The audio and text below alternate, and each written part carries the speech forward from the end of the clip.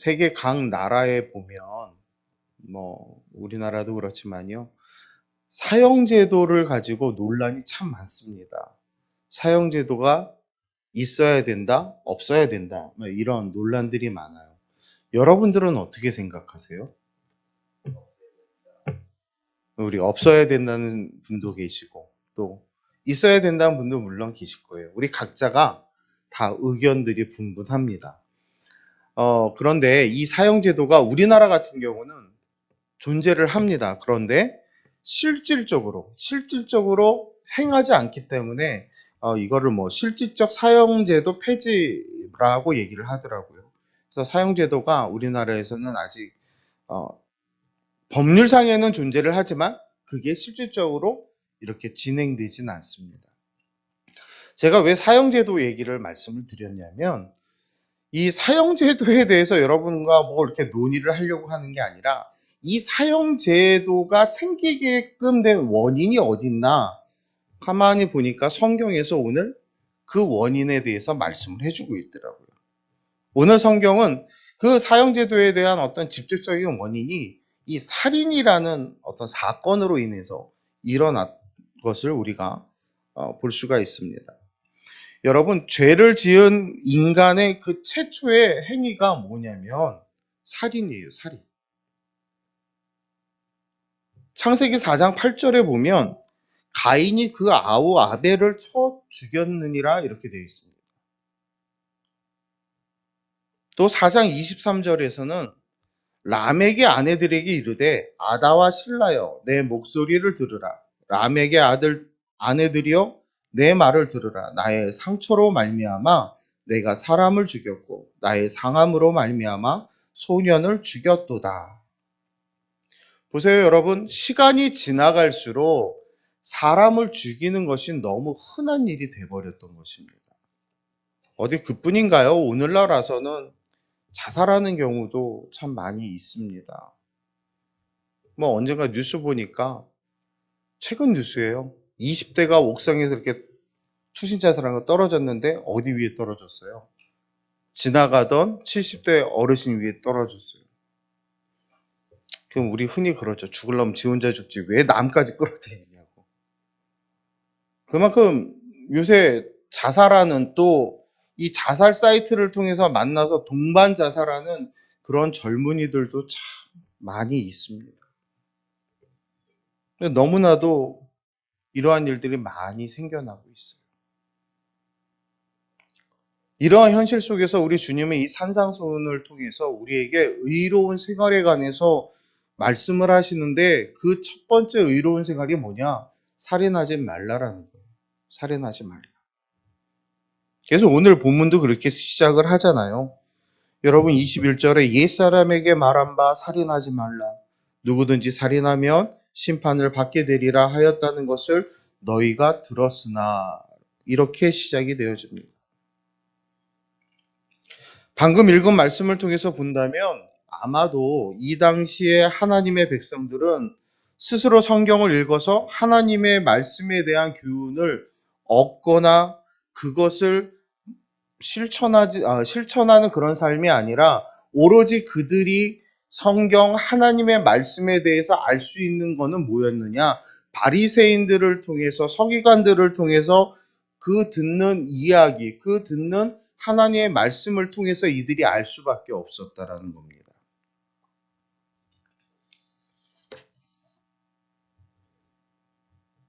그 들음으로 인해서 그들이 신앙의 어떠한 모티브를 가지고 신앙생활을 했다라는 거, 읽지 않는다는 거, 여기에는 조금 맹점이 있습니다. 뭐냐면 들려주는 자가 정확하게 안 들려주면 듣는 자는 그 부정확함을 가지고 행할 수밖에 없다라는 겁니다. 경상도 여인이 전라도에 시집을 갔습니다. 새댁이에요. 이 새댁이 이제 주방에 딱 들어가는데 시어머니가 야 가서 저기 고창 좀 가져와라. 고창 가져오라 그러니까 이 새댁이 뭘 가져와야 될지를 모르는 거예요. 도대체 뭘 가져와야 되는지 여러분 아십니까? 새댁에 담벼락에 때문에 이렇게 꼬챙이 같은 게 하나 있더래요. 이렇게 옛날에 담벼락 보면 이렇게 도둑들 못 들어 꼬챙이들 꽂혀 있잖아요. 저걸 어떻게 뽑아오라는 거야, 우리 어머니는. 그 사투리로 꼬창 가져와라는 게 고추장 가져오라는 얘기거든요. 전라도 고추장 가져와, 꼬창 가져와라 이제 그 얘기인데 정확하게 인지가 되지 않은 속에서 들었을 땐 엉뚱한 행동을 하죠. 마찬가지입니다. 바리새인들이 정확한 하나님의 말씀을 온전히 증거해 주지 못하면 그걸 듣는 이스라엘 백성들은 하나님이 뜻한 바와는 전혀 다른 행동을 할 수밖에 없다는 거예요. 예를 들자면 종교개혁을 마틴 루터가 시작을 했습니다. 근데 마틴 루터 당시에도 역시 일반 평민들은 이 성경을 가질 수가 없었어요. 교회 가서 사제들이 이야기해주는 설교를 듣고만 이 성경이 어떻구나라는 걸 알게 되는 거예요. 여러분 그 카톨릭 성당 가면 그 스탠드 그라스라고 하나요? 그런 거라든지 성화라든지 그림 같은 거 많잖아요. 그 많은 이유가 뭔지 아십니까? 그 성화들이 많이 그려져 있는 이유가 뭔지 아세요? 왜냐하면 걔네들은 그 당시에 성경을 개인이 소지할 수 없었어요. 그리고 소지한 한들 읽지를 못했어요. 왜냐하면 라틴어로 돼 있었기 때문에 읽지를 못했어요. 그러면 그 교인들을 교육하려면 뭘로 하면 될까요? 그림. 그래서 성당에 가면 그림이 많은 거예요. 그러면 그 그림을 그리는 화가가 어떻게 성경을 해석하고 그리느냐에 따라서 일반 사람들은 그 그림이 옳은 줄 알고 그것만 믿는다라는 거예요. 자, 그런 시대에 이 마틴 루터가 성경을 보는데 로마서 1장 17절에 이런 말씀이 있는 거예요. 오직 의인은 믿음으로 살리라 그랬던 거예요. 근데 이 마틴 루터 이 당시에 무슨 일이 행해졌냐면 면죄부를 팔았어요. 면죄부를 사야지만 구원받을 수 있고 연옥에 가 있는 내 부모들도 그 면죄부를 사면 천국을 갈 수 있다. 이런 논리를 피면서 면죄부를 팔았어요. 그걸 왜 그랬냐면 그 면죄부를 팔아서 그 돈을 모아갖고 그 베드로 성당을 짓기 위해서 그 일을 했던 겁니다. 근데 마틴 루터가 봤을 때 이거는 아니거든요. 오직 믿음으로, 오직 믿음인데 어떻게 저런 행동을 할 수 있을까? 그래서 그가 방방문을 내어 걸고 결국에 종교개혁을 일으켰던 것입니다. 그러면 여러분, 현대에 사는 우리는 어떨까요? 한국 기독교가 들어온 지 거의 한 130년 가까이가 돼갑니다. 쭉 살펴보면 예전의 신앙생활이나 지금의 오는 생활이나 이렇게 살펴보면 우리가 전적으로 의지하는 것은 교회 와서 목회자의 설교 속에 전적으로 의지합니다. 근데 그게 정말 중요하거든요. 목회자의 설교를 통해서 내가 살아계신 하나님을 또 만나고 그 안에서 내가 교육되어져 가는 것이 정말로 중요합니다. 그리고 그 안에서 내가 은혜 받는 것이 정말 중요합니다. 그런데 그거 하나만 가지고는 조금 모자름이 있습니다. 어떤 모자름이냐? 일주일에 한 번, 두 번 교회 와서 설교 듣고 그 말씀이 전부인 걸로 아는 나의 신앙이 흔들릴 수 있다라는 겁니다. 그러면 어떻게 해야 돼요? 날마다 하나님의 말씀을 내가 가까이 해야 된다는 사실입니다. 한번 여쭤보고 싶어요. 여러분, 날마다 하나님의 말씀을 얼마나 가까이 하십니까? 제가 초등학교 때 학교 끝나고 집에 가면 우리 예배상이라고 조그만 거 있잖아요. 거기에 항상 세 권의 책이 펴져 있습니다. 하나는 한문 성경, 하나는 지금 우리 번역 성경, 하나는 주석, 그리고 옆에는 돋보기가 하나 놓여져 있어요. 저희 할아버지가 보시던 거예요. 그래서 할아버지 돌아가시고 나서 할아버지 그 유품으로 그 성경책이 딱 남았는데 그 성경책하고 보시던 주석이 남았는데 그럼 이제 제가 신학생 때니까 주석은 두말 없이 제가 뺏어올 수 있는데 이 성경책 가지고 저희 아버지하고 약간의 실랑이가 좀 있었습니다. 아버지가 갔느냐? 내가 갔느냐? 근데 제가 뺏어왔죠. 왜냐하면 뭐 그 성경은 어차피 우리가 가진 성경에는 별반 다른 건 없지만 기억이고 추억이거든요. 할아버지가 늘상 그 성경을 펴서 보셨다라는 사실. 그리고 그 말씀을 항상 연구하셨던 거예요. 저희 할아버지는 목회자도 아니세요. 저희 할아버지는 그냥 안수 집사님이세요. 전주 덕진교회 거의 개척 멤버 되세요.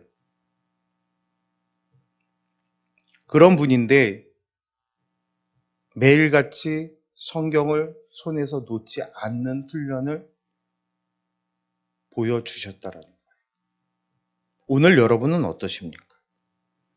개인적으로 여러분 말씀들을 묵상하십니까?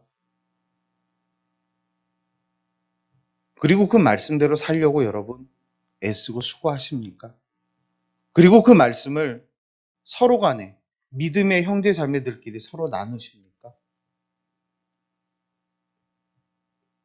우리가 그 일을 하지 않으면 우리가 정말 하나님의 말씀대로 온전하게 살아갈 수가 없습니다.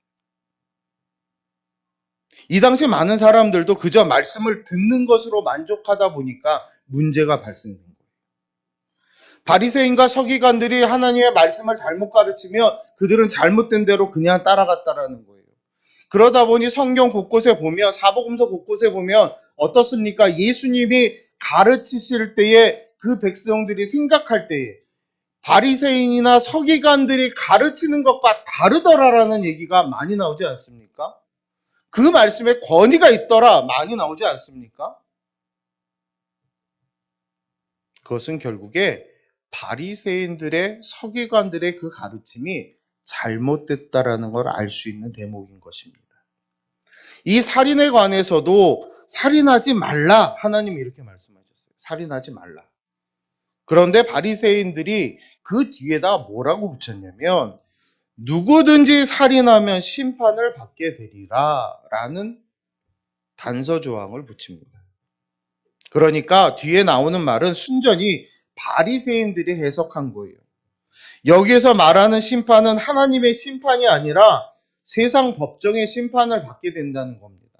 그러니까 살인을 하게 되면 감옥에 갇히거나 또 살인을 하게 되면 사형을 당하거나 형벌을 받게 된다. 그러니까 살인하지 말라. 이것이 바리새인들의 뜻이었습니다.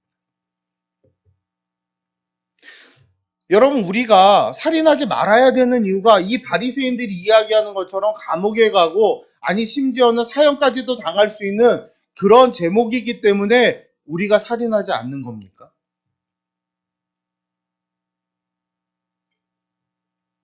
여러분 왜 살인하지 않으십니까? 얼마나 이 땅에 살아가면서 죽이고 싶은 인간들이 얼마나 많으십니까? 저는 제일 죽이고 싶은 인간들이 바로 이런 인간입니다. 먹을 거 갖고 장난치는 인간들. 가끔 TV에 나오면 저것들 하여튼 감옥에서 저 음식 떨어질 때까지 계속 먹여야 된다고 막 원통해 할 때가 많이 있습니다. 그러니까 먹을 거 갖고 장난치는 걸 되게 싫어하는데 그러다 보면 우리 마음속에 진짜 죽이고 싶은 사람이 어디 한둘이겠냐고요. 굉장히 많을 겁니다. 근데 이 바리새인들이 이야기하는 것처럼 죽이면 감옥에 갈 수 있고 사형될 수 있으니까 하지 말아야 되는 것. 이거는 율법적이고 문자적인 해석입니다. 진정한 의미가 아니에요. 그래서 예수님께서 살인하지 말라라는 이 율법의 진정한 의미를 오늘 본문 속에서 우리에게 설명해 주고 계십니다. 예수님에 의하면 먼저 살인의 개념 자체가 이 바리새인들의 해석과는 달라요. 22절 말씀 우리 함께 봉독할게요. 22절입니다. 나는 너희에게 이르노니 형제에게 노하는 자마다 심판을 받게 되고 형제를 대하여 나가라 하는 자는 공회에 잡혀가게 되고 미련한 놈이라 하는 자는 지옥불에 들어가게 되리라. 아멘. 이 말씀의 근거에서 본다면 예수님은 형제를 향해서, 형제 자매들을 향해서 분노하는 자도 뭐 하는 자예요? 살인한 자라는 거예요. 형제에게 라가라, 이 라가라라는 거는 히브리인들이 그냥 이 당시에 쉽게 하는 욕이었어요. 이런 욕설을 퍼붓는 자도 살인자라는 거예요. 또 미련한 놈이라고 거칠게 말하는 것도 살인자인 거예요.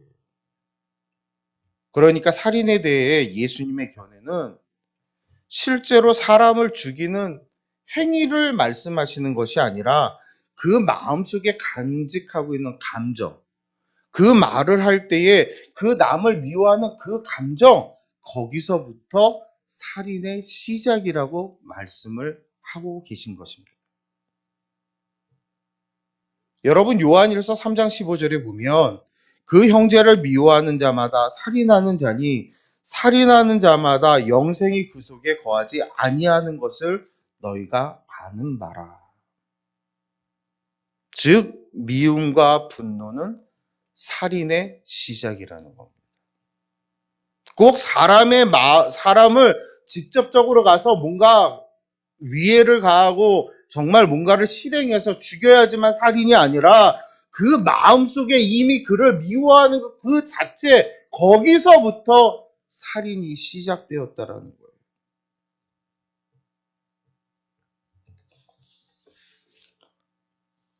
여러분, 성경에 봐도 이 살인의 시작이 마음의 미움을 간직하면서부터 시작되는 걸 우리가 발견을 돼요. 하나님께서, 앞에서도 잠깐 언급했지만 하나님께서 동생 아벨의 제사를 받으니까 누가 화가 납니까? 그 형 가인이 화가 나서 동생을 죽였잖아요. 그것만 있나요? 좀 지난 다음에 야곱이 아들 누구를 그렇게 이뻐했어요? 요셉을 그렇게 이뻐했잖아요. 성경을 보면 요셉에게 그 색동옷을 입혔다고 그랬어요. 색깔 있는 옷. 그 당시에 색깔 있는 옷을 입히는 거는요, 어마어마한 거예요. 그러니까 쉽게 얘기해서 오늘날 아이가 아이 하나만 낳아서 거의 기르잖아요. 그러다 보니까 아이에게 막 명품 옷 사입히고 뭐 드레스 같은 거 입히고 막 그러는 경우들이 많이 있지 않습니까? 정말 그 정도로 이 요셉을 떠받들었던 거예요. 근데 그거를 누가 좋게 보겠어요? 형들 입장에서. 우리는 큰형이 입은 거 물려받고 둘째 형이 입은 거 물려받고 너덜너덜한 거 그런 거 입고 다니고 양떼나 몰고 다니고 양이나 치러 다니고 이러는데 요셉은 맨날 아버지 옆에서 그러고 있으니 누가 좋아하겠어요? 하루는 아버지가 심부름을 보내잖아요. 저 멀리 가 있는 형들한테 먹을 걸 좀 갖다 줘라. 그랬더니 요셉이 오는 걸 보고 어떻게 해요? 야, 우리 쟤 죽이자. 마음속에 미움으로부터 결국엔 뭐가 시작됐어요? 쟤 죽이자. 살인하자라는 그 마음이 시작되는 거예요. 여러분, 사울왕도 보세요. 사울이 처음에 왕이 됐을 때 많은 백성들에게 칭송을 받고 높임을 받았어요. 그런데 이 사울왕이 계속 칭송을 받은 게 아니라 한 인물로 인해서 또 사울의 잘못으로 인해서 백성들의 마음이 사울에게서 떠나서 누구에게로 가요? 그렇죠. 다윗에게로 가요. 다윗에게 가서 다윗을 칭송하니 다윗이 또 전쟁 나갈 때마다 승승장구하니 백성들이 얼마나 좋아했겠어요. 그 모습을 보고 이 사울이 저것 봐라. 마음에 미움이 싹트기 시작한 거예요. 결국에 사울이 다윗을 죽이려고 하잖아요. 그렇다면 여러분, 우리는 어떨까요? 형제를 미워하거나 미워하는 마음을 여러분, 우리는 오래 품고 있지는 않습니까? 에베소서 4장 26절로 27절에 보면 분을 내어도 죄를 짓지 말며 해가 지도록 분을 품지 말고 마귀에게 틈을 주지 말라 그랬습니다. 내가 형제를 미워하는 마음을 계속 갖고 있으면 그게 바로 마귀에게 틈을 주는 거예요. 나를 무너뜨릴 수 있도록 마귀에게 허점을 보여주는 거라는 거예요.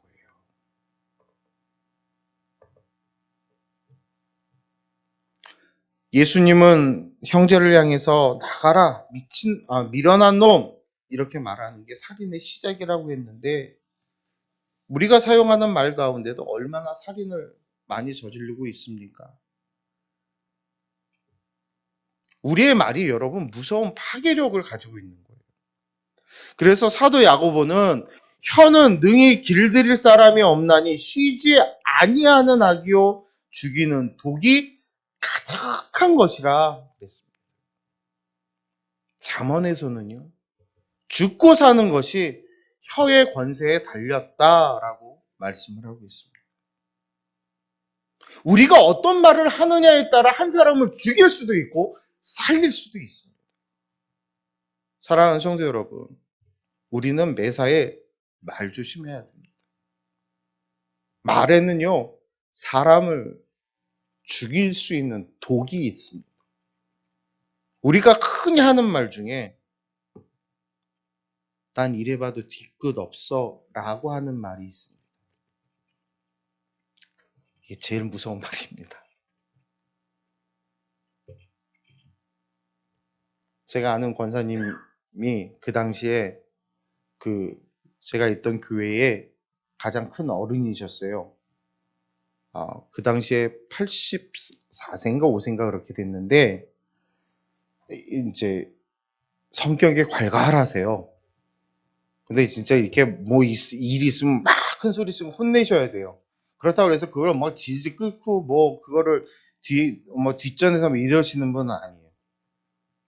근데 그분은 가만히 보니까 모두가 그분 성격이 그렇다는 건 알지만 꼭 이분이 하나 실수하는 게, 나 뒤끝 없는 사람이 하면서 한 사람을 딱 집어갖고 잘못하면 무진장히 공격을 합니다.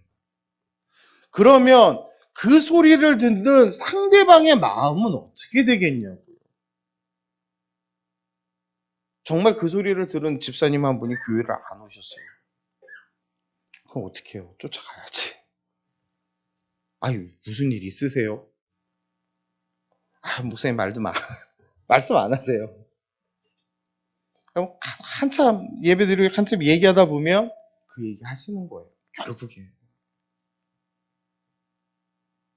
그래서 그 집사님이 다시 교회로 돌아오기까지 한 달이라는 시간이 걸렸어요. 여러분 잘 생각해 보십시오. 난 뒤끝 없어. 뒤끝 없는 거 정말 좋습니다. 그런데 뒤끝 없다고 다른 사람에게 막 쏴붙이는 거, 그건 잘못된 겁니다. 그 말을 들어야 되는 사람의 마음은 어떨까요? 다윗은 시편 140편 3절에서 뱀같이 그 혀를 날카롭게 하니 그 입술 아래는 독사의 독이 있나이다 라고 고백을 합니다. 어떤 사람은 똑같은 말을 해도 다른 사람의 이 마음을 갈기갈기 찢어놓고 절망 가운데로 몰아넣을 때가 참 많이 있습니다. 특히 부부관계 속에, 부부 사이에 그런 일이 많죠. 상처받는 경우들이 많습니다. 어느 책을 보니까 그 순위, 부부간에 상처받는 말, 그 첫 번째 순위가 뭐냐면 신체적인 약점을 꼬집어서 얘기하는 거예요. 신체적인 약점. 뭐냐면, 당신 요새 왜 다이어트 안 해? 그 허리는 뭐 어디다가 엿 바꿔 먹었어? 그게 뭐냐?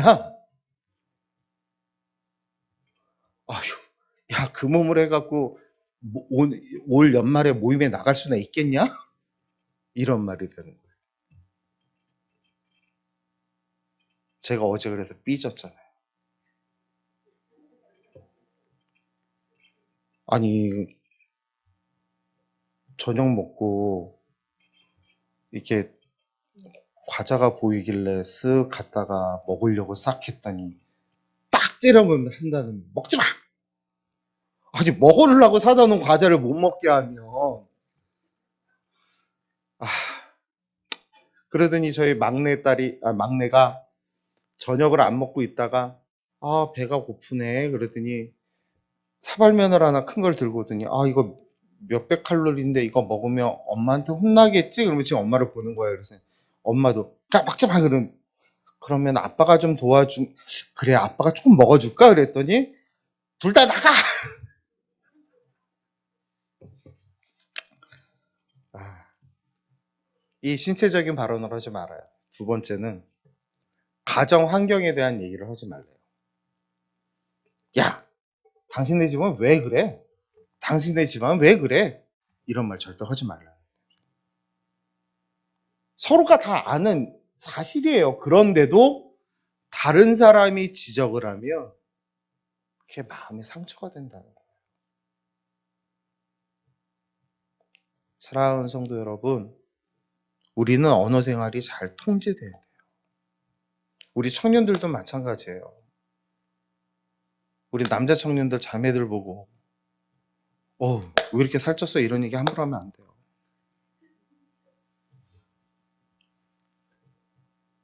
우리 자매들도 남자 청년들 보고 그렇게 생겨갖고 여자친구나 있겠어? 그런 얘기하면 절대 안 돼요. 무심코 던진 농담이에요, 정말. 별거 아닌 것처럼 던진 말이에요. 그런데 그게 그 사람한테는 치명타라고요. 저한테는 뚱뚱하다는 얘기 하셔도 돼요. 그 말 되게 사랑해요, 저는. 뚱뚱하기 때문에 많이 먹을 수 있답니다. 그래서 좀 뚱목사라는 단어도 되게 사랑하는 사람 중에 하나예요. 이렇게 스스럼 없이 받아들일 수 있는 사람이라면 그렇게 말씀하셔도 돼요. 그런데 그게 아닌 사람들한테 꼭 그런 얘기에서 상처를 줄 필요가 있나요? 그 마음을 찢어놓을 필요가 있나요?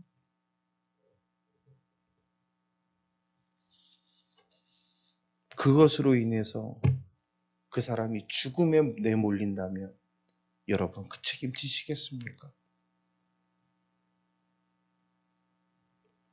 그래서 예수님께서 살인에 대해 말씀하실 때 우리 마음에 일어나는 분노 그리고 마음속을 다스리지 못한 채 쏟아내는 말들 이런 것이 살인의 시작이라고 말씀을 하고 있는 것입니다. 그렇다면 어떻게 하면 이 살인의 행위를 극복할 수 있을까? 그게 오늘 본문 23절로 24절 말씀이에요. 함께 봉독합니다.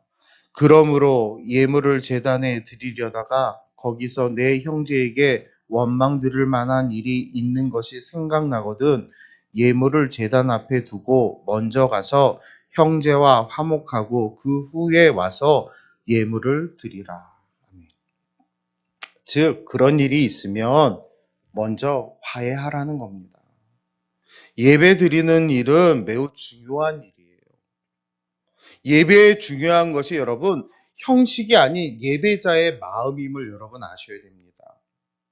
만약 형제를 용서하지 못하고 분노하는 마음을 품고 미워하는 마음을 가지고 하나님께 와서 예배 드린다면 그게 정말 내 마음으로 내 진정을 다해서 하나님께 드려지는 예배겠냐고요. 형식에 참여하는 예배이지.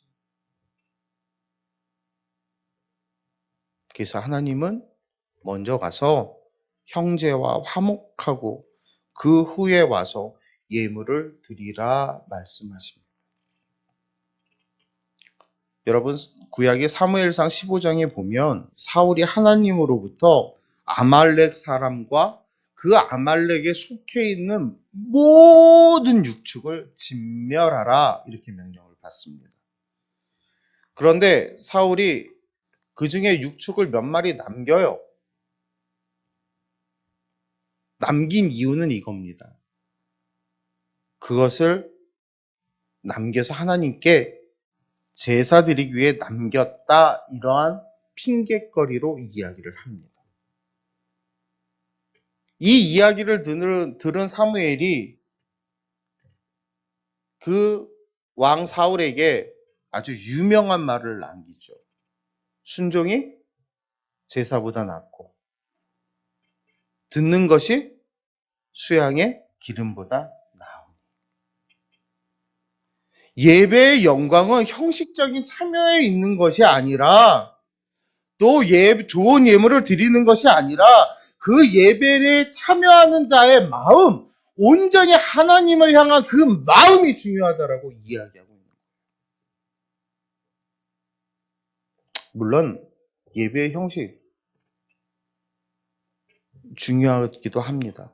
그것을 지키는 것이 나쁜 것은 아닙니다.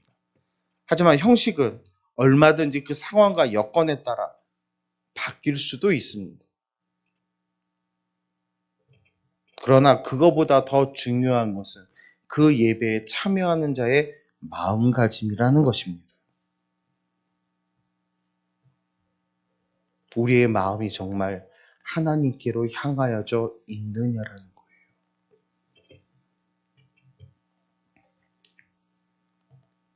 내가 하나님께 내 마음이 향해 있으면 하나님을 만나는 이 예배의 자리를 사모할 수밖에 없다라는 거예요.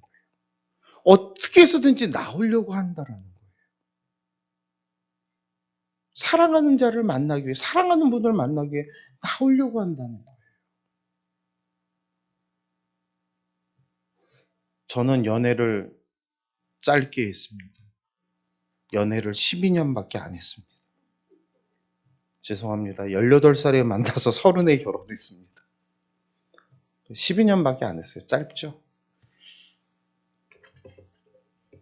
근데 그 연애 기간에요, 제가 들은 이야기 중에 가장 좋았던 이야기 하나 있는데, 그게 뭐냐면, 집 앞에 데려다가 주면 이게 저를 붙들고는 자기 좀 작아지면 안 돼. 그래서 등치도 있는데 작아지긴 뭘 작아지냐 그랬더니 작아져서 자기 주머니에 넣어서 몰래 집에 데려두고 들어가고 싶다는 거예요.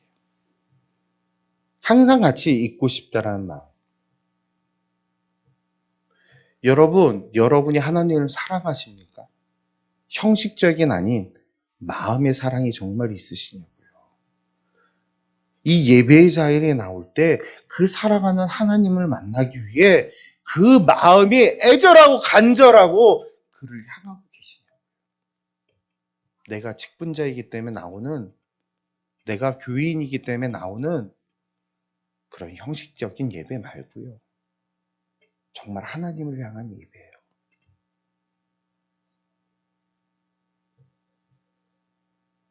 그래서 그 형식적인 예배가 되지 않기 위해서는 뭐 해야 돼요?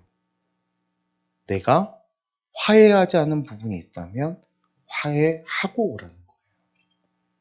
마음이 그렇게 싱숭생숭하고 마음이 막 어지러운데 정말 하나님을 바라다 보는 진정한 예배를 드릴 수 있겠네요. 25절도 이와 같은 맥락에서 너를 고발하는 자와 함께 길에 있을 때에 급히 사과하라 그랬어요. 바울은요, 해가 지도록 분을 품지 말라고 했습니다. 우리가 분을 풀지 못하고 우리가 분을 가지고 있으면 결국에 누가 좋아하느냐? 저 마귀가 틈을 타기에 딱 좋은 기회라고 생각해서 그들이 좋아한다는 거예요. 우리를 무너뜨릴 수 있기 때문에.